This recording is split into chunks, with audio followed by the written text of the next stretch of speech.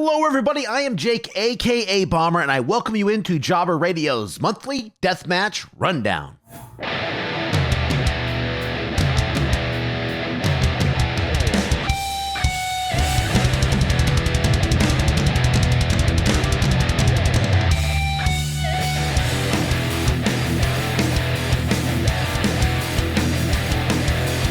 In this video, I'm going to be sharing with you several different things that took place in November 2023 inside the deathmatch world of professional wrestling. I'm talking anything from those 5 must-see death matches that you better not skip over to special happenings in the scene that took place. It's about time we once again open up that Deathmatch Archive, looking back at a deathmatch tournament that took place 17 years ago. And when it comes to those deathmatch championships, I have you covered in recapping each and every title match from the month. Now let's get this bad boy started with the Jesus Christ spot of the month. Now I know this spot is usually reserved for either the gross or absolutely insane stunt, but for November, there was one moment that had me literally saying, Jesus! And that came from a mainstream company. I'm talking the #2 company in the United States.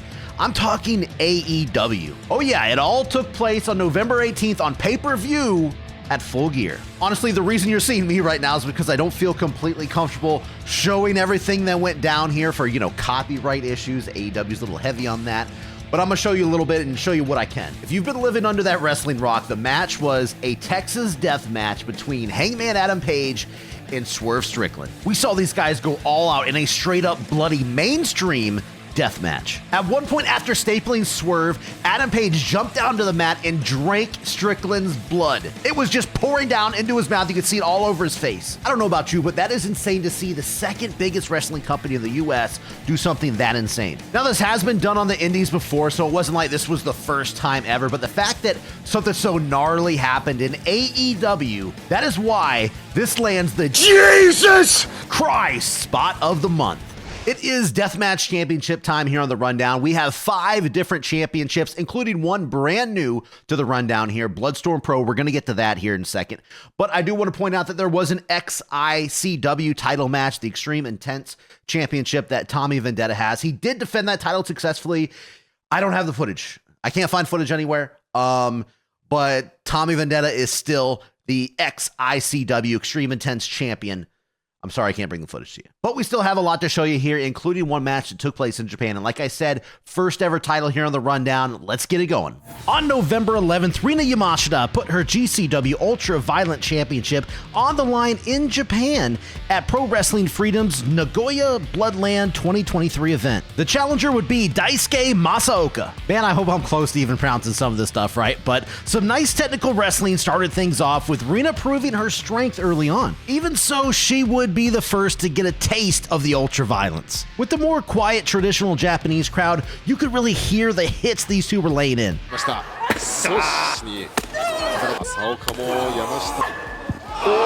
I'm not gonna lie, the welcoming of gusset plates to the forehead is always frightening to see. Now, with a table set up on the outside, Rina would drive Daisuke down head first, seeing them both crash to the floor, and you know how hard those Japanese tables are to break. The intensity would pick up as Rina would be ran straight through a board with cut soda cans attached to it. She would get even though by torturing Daisuke with some barbed wire, but he was still able to showcase his agility, trying his best to capture the championship. He almost did just that when he nearly crushed Rina with this ladder from the top rope. And then he would follow that up with 2 sit-out pile drivers and even sat full weight on Rina's face, and that still wouldn't be enough. Even after this nice meteor here, the champ refused to stay down, much to the challenger's shock. The result was looking pretty grim for Rina, but she dug down deep as she always does and would land this sky-high counter superplex from the top of the ladder. She followed that up by stacking chairs and a barbed wire board in the middle of the ring, where she would eventually hit that splash mountain bomb to pick up the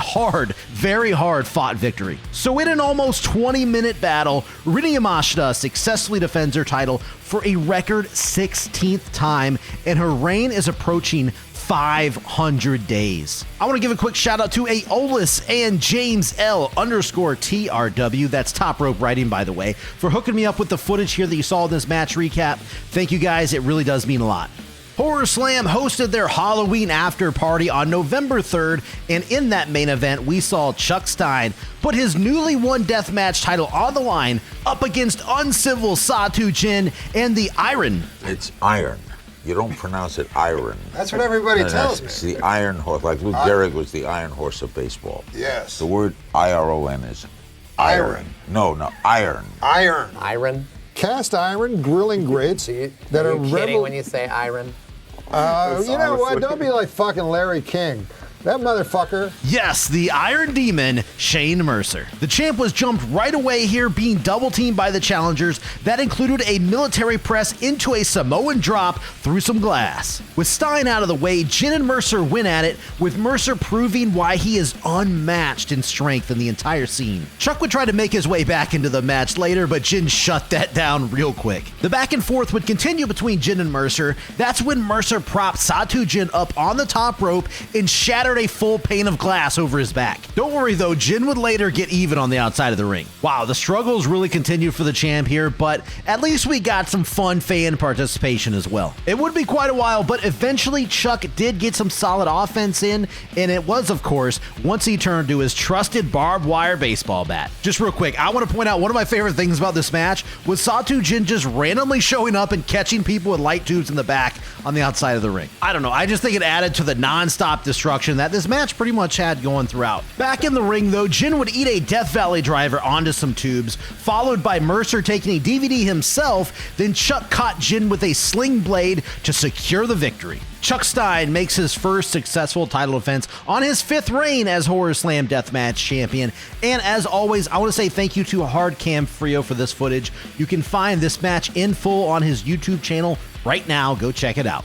On November 18th, ICW No Holds Barred traveled back to Tennessee for their Volume 55 show. In the main event, we saw streamers come out for the challenger Dr. Redacted as he would be going up against the ICW American Deathmatch champion. That would be Hoodfoot. We got a bulldog and some headbutts being traded, as well as a couple light tube shots to get this thing started. After a little vote from the crowd, Hoodfoot would send the doctor barreling through a pane of glass in the corner. Redacted was able to catch Hoodfoot off guard and then leap off of a chair using his own body as a weapon through a door. That's when Redacted made a critical error here, trying to use Hoodfoot's trademark Saito suplex against him. He would quickly be spiked down to the mat as a result. Now, as this match continued, I couldn't help but notice the dual new champ and still champ chants going throughout the crowd, something honestly we haven't really seen during Hoodfoot's reign so far up to this point. Feeling the support from the fans, the challenger placed an upside down fork board onto the champ's chest and climbed up to the top of the perch. He used a ladder to drive those forks down into the skin of Hoodfoot. Looking to dig into his bag of tricks, Dr. Redacted tried to spray green mist into the face of Hoodfoot, but Hoodfoot fell for that before an RPW earlier this year. He blocked a miss by grabbing Redacted's face so it shot all into his hand. He hit Redacted with a barrage of strikes, but that was countered when Redacted grabbed his fist, opening it up and put that mist-covered hand directly into Hoodfoot's face with an iron claw. But that wouldn't be enough to keep the champ down for good. And neither would this codebreaker or this massive frog splash here. The champ took everything Doc had and proved why he has held this title since April. That end would be right around the corner though. Hoodfoot got the better of this back and forth light tube duel, and he followed that up with the south side flosion through a pane of glass. Ladies and gentlemen, Hoodfoot gets the win, retaining his title for a 13th time this year. After the match, Redacted asked for one more shot at the title. After a little bit of a push, Hoodfoot did accept the challenge, so next month in December, they're going to run this back. On November 25th at H2O's last November event, Bam Sullivan would have his work cut out for him as he put his Danny Havoc Hardcore Championship up against the full-time boss, Christian Ross. And holy cow, right away, you could see the strength advantage that Bam had to try to overcome in this match. He would have to barrel full speed at Ross, hitting him with a shoulder block, sending him crashing through a barbed wire door. Seeing what was working, he would try to hit Ross again full speed with a suicide dive to the outside, but he was caught and slammed not just onto the ring apron, but spine first onto the edge of the ring apron. As if his back didn't take enough punishment there, the challenger would wail away at it with trash can lids. Not to mention the suplex through chairs that he would take a little bit later. Though it would be Christian who would introduce a couple light tube bundles into this match that Bam thought he was going to block, but took a punch through a lid instead, and then just straight up ate a bundle right after that. As Ross was about to chokeslam Bam through the other barbed wire door, the champ would counter by driving a gusset plate into the top of his head. Ross would rip that out and then threw his body at Bam, who dove out of the way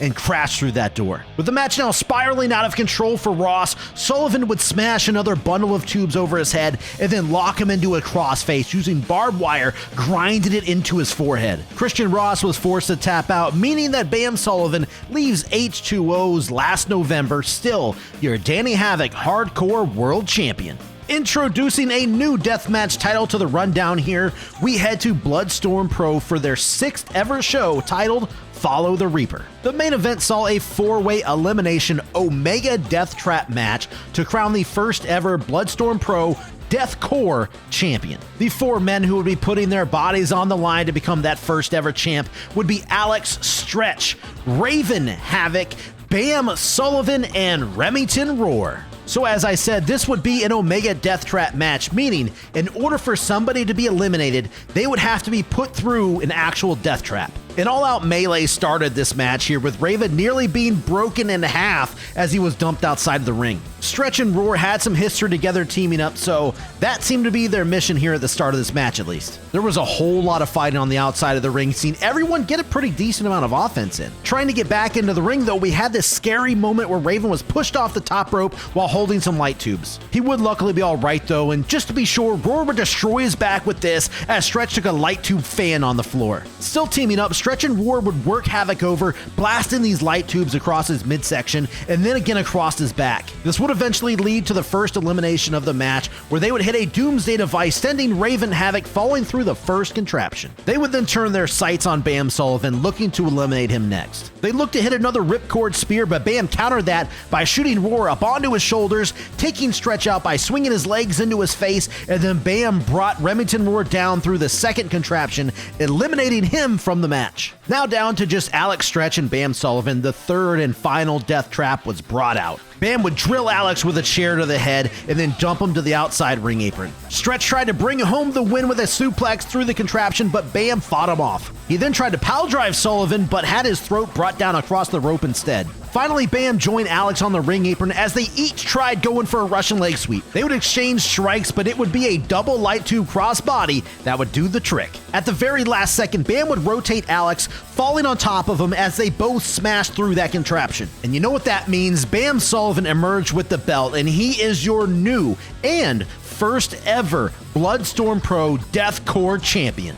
We don't have a lot of deathmatch news to talk about. We don't have any tournaments to talk about and break down this month. So I figured, why don't we reach back into that old archive, the Deathmatch Archive, bring back a old match, and let's highlight it. Let's talk about it. So returning segment here, the Deathmatch Archive here on Java Radio. Let's get that going for you. Opening up the Deathmatch Archives for November, we head all the way back to November 25th, 2006, and find ourselves in Coleman, Alabama for IWA Deep South 2006 Carnage Cup Tournament. This would mark the second ever Carnage Cup and see 13 wrestlers all looking to write their name in the history books. The match that we're going to be focusing on here, though, is going to be a barn burner finals 4-way 200 light tube elimination match. Coming out first, we had Corporal Robinson, who defeated Tank and won a second chance 6-way match to make it to the finals here. Next would be Drake Younger, who took out diehard Dustin Lee in round number 1 and beat Ian Rotten in round number 2. The third man in the finals would be Insane Lane, who defeated Rick Hayes in the first round and Bull Payne in round number 2. Freebird played out in the arena as the Necro Butcher came out as the fourth man. He defeated Mitch Page in the opening round, followed by Freak Show in the second. From the moment the bell rang, we got pure mayhem here as everybody got ran back into the light tubes surrounding the ropes. I'm not kidding here when I say this would be non-stop annihilation of light tubes with nobody being safe. Enjoy this little rapid-fire montage of fluorescent light tubes being exploded all over all 4 of these competitors. Carnage where the blood bodies do. Short down over there. Drake Younger getting carved up in that. To become. And There's a puddle around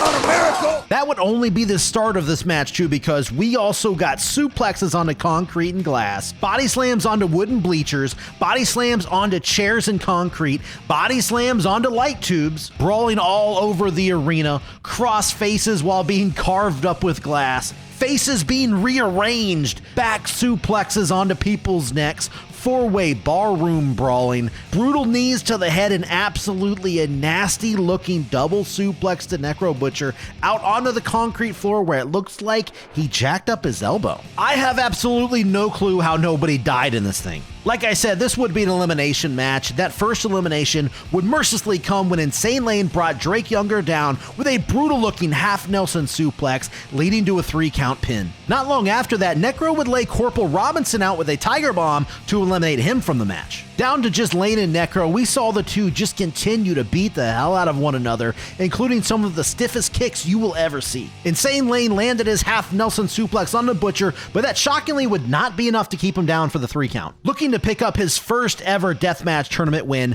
Insane Lane once again tried to hit that half Nelson suplex, but this time Necro countered it with some elbows and a massive clothesline. And what better way to close out this tournament than to nearly paralyze a man when Necro drove Lane's spine first down onto the top of 2 chairs with the sidewalk slam. Necro Butcher would score himself the victory, becoming the second Carnage Cup winner behind Tank and securing his third different major deathmatch tournament win. Overall, this was a very solid tournament from front to back, and when you look at deathmatch tournament finals as a whole, I think this arguably has got to be one of the better ones out there. Easily worth a full watch if you ever get the chance. All right, it is time for the 5 must-see death matches from November. If you missed them, this is your calling right now. You need to go back and watch them. So here they are. We're talking about an old timer coming in, a young up-and-coming superstar in the making down in Tennessee. We're talking about a mainstream match. You already know what that is, right? And we're talking about a guy that came out of retirement with a broken freaking back. There's a lot to talk about. There's a lot to see. There's a lot to highlight. Let's get to it right now. AEW proved that even the top wrestling companies out there are getting in on the deathmatch scene, because the Texas death match between Hangman Adam Page and Swerve Strickland easily makes the list for must-see matches in November. Unfortunately, I cannot give you a full match breakdown for obvious copyright issues, but believe me when I say that this was a 30-minute all-out war that any deathmatch fan out there needs to go see. Yes, even those of you out there who hate the mainstream wrestling world. Pit Fighter X returned to ICW No Holds Barred on November 17th, and that's where John Wayne Murdoch faced off against the up-and-coming hometown boy, Sean Campbell of KOBK. Surprisingly enough, Sean was the one taking it to Murdoch early, spilling that first blood. His offense was cut off pretty quick though with this dirty low blow, and look at these gusset plate bat shots. The blood immediately begins pouring from his arms. If this other gusset plate wasn't enough, Murdoch would hit a couple bullseyes with some darts straight to Campbell's back. Then we got some VCRs brought into the cage to be used, as well as a television screen. Yeah, for the majority of this match here, the veterans seemed to be testing Sean to find his breaking point. There were moments where Murdoch was just yelling at Campbell to stay down as he continued to beat on him. With the crowd's full support though, Sean was able to fight his way back into this match. That was until his inexperience decided to rear its ugly head, because he took his time going up to the ladder to call out his shot, giving Murdoch time to recover and move out of the way of this high-risk maneuver. After that stumble, he was still able to kick out of this suplex onto a chair and plant Murdoch down onto a forkboard with a Saito suplex. Murdoch was able to get the better of a punch exchange and then drove Sean Campbell's skull down onto chairs and that forkboard to finish him off. Really good underdog match here, and even in defeat, you could tell that Tennessee crowd really loves Sean, and I myself am just happy to see a little bit of young blood in the scene put up a solid performance like this. On November 25th at the XPW Drive-In Massacre event, Schlack would put his XPW World Championship on the line against the old-timer Jeff King, who looked to be paying a little bit of a tribute to Terry Funk on this night. You know, no disrespect at all towards Jeff King here, but with the chaotic run that Schlack has been on this year, I almost assumed this match would be a quick one-sided beatdown. Yep, I obviously underestimated King, because this would go on to be Schlack's longest singles match of the year. Schlack did break out a shank early on and used it just to carve up his challenger's forehead. At one point, Schlack went to bite the head of King, and you just saw the blood gushing out here. Wild stuff. With a bunch of chairs set up on the floor below, King would grab Schlack and pull him off the top rope down through the carnage with a cutter. And that is where business started to pick up, because they would follow that up immediately on the other side of the ring with a big senton from a ladder. Even as a bloody mess, Jeff King was proving himself as a worthy challenger. The XPW feed cut out for a second and we almost missed Schlack murder a man. Luckily he didn't, but he was punished with this German suplex and a DVD onto a chair for not doing so. Speaking of paying tribute to Terry Funk, Jeff King was nearly choked out when Schlack slipped this plastic bag over his head. Honestly, that may have been a better fate than taking this brutal looking power bomb, and we still weren't done yet. Schlack laid one of the biggest bundles of light tubes I've ever seen in my entire life onto his opponent's chest and climbed up that massive ladder at ringside. That's where he leapt off, delivering a thunderous elbow from the ladder, finally taking that 3-count win. Schlack retains the world title, and let me tell you this, Jeff King deserves a ton of respect after this one. We got another free show streamed straight to YouTube from Circle 6. This time, it would be their Highway to Hell show, which took place on November 19th. On that show, we were treated to Drake Younger versus Arrow Boy 2. Drake came out of retirement last month after his broken back and immediately jumped right back into the deathmatch scene in a big way here. After a pretty technical start, they each traded off, slinging each other into light tubes attached to the ropes. We got some brawling on the outside of the ring, leading to Younger hitting a running senton off the stage, wiping Arrow Boy out. Drake would then showcase some more of his high flying as well as some submissions as he took command of the first whole half of this match. But Arrow Boy would not be outdone though. He took Drake's head off with his sick kick and then chucked him off the top rope. In fact, there'd be a lot of top rope action in this match, seeing each guy get their offense in. The panes of glass were broke out and it looks like Younger may have hurt his leg on that, I'm not sure. Regardless, the rest of this match saw that hybrid mix of technical and deathmatch wrestling that both of these guys just excel at. There was a giant Tokyo tower that was laid across Younger's chest, only for Arrow Boy to demolish it with a big frog splash. But that wouldn't keep Drake down. He would hit his Drake's landing through a pane of glass, but Arrow Boy kicked out at one all fired up. He would then eat several light tube headshots before countering a second Drake's landing. That kickstarted a pin attempt exchange that resulted in Drake rolling Arrow Boy up with this cradle for the 3-count victory. Now, personally, I don't think this was quite as great as their first singles match in XPW back in March, but without a doubt, I still say this is worth a watch nonetheless. And hey, it's free on YouTube. Go check out Circle 6 right now. Circle 6's new Series 7 started airing on Fight TV last month, but on episode 2, which aired on November 14th, we were treated to a great main event between Otis Kogar and Hoodfoot. And wow, this was brutal. These guys wasted no time getting to the action as Hoodfoot was chucked headfirst into light tubes. From here on out, these two never took their foot off the gas as we watched them take bulldogs into glass. Otis had light tubes just raining down on top of him,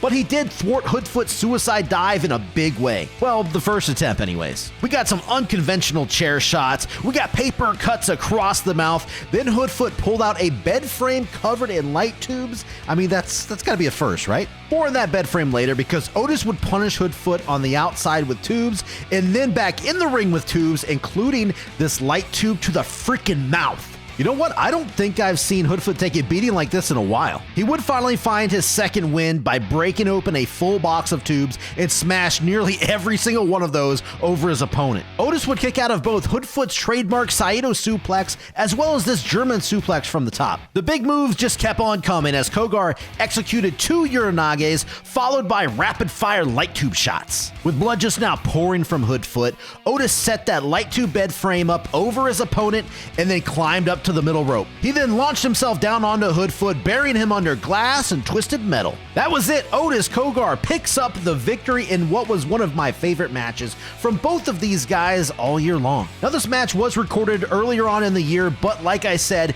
it just now aired on Fight TV on November 14th, so go check it out now. So there you go, 5 must-see death matches from November. Go check them out if you missed them, like I said. We are coming up on the end of the year. December is going to be an absolute mammoth episode. 3 big deathmatch tournaments, 3 almost major deathmatch tournaments coming up, all at the very end of the month. Going to be absolutely hell to edit, by the way. Yeah, even though it's a crazy workload, still always have fun. So please, I hope you liked the episode. Like, comment, subscribe. Check out jobberradio.com. Follow us on Twitter, Instagram, whatever the social medias are, at Jobber Radio. You'll find us there. Just spread the word. That's kind of the biggest thing you could do. Spread the word of Jobber Radio. Drop links, share everything you can. We'll try to spread the love here. I hope you guys spread the love for deathmatch wrestling. Independent wrestling in general always needs support. Go out there, pay the ones to do what we all love. Don't be a dick. Do not be a pirate, people. Do not be a pirate. But that's it. End of the episode. I hope you guys are enjoying your holidays. We'll see you on the next episode.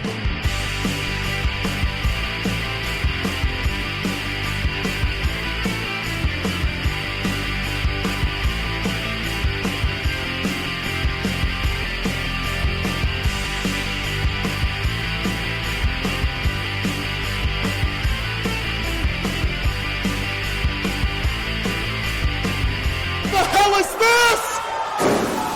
Oh, a goddamn motherfucking elbow drop!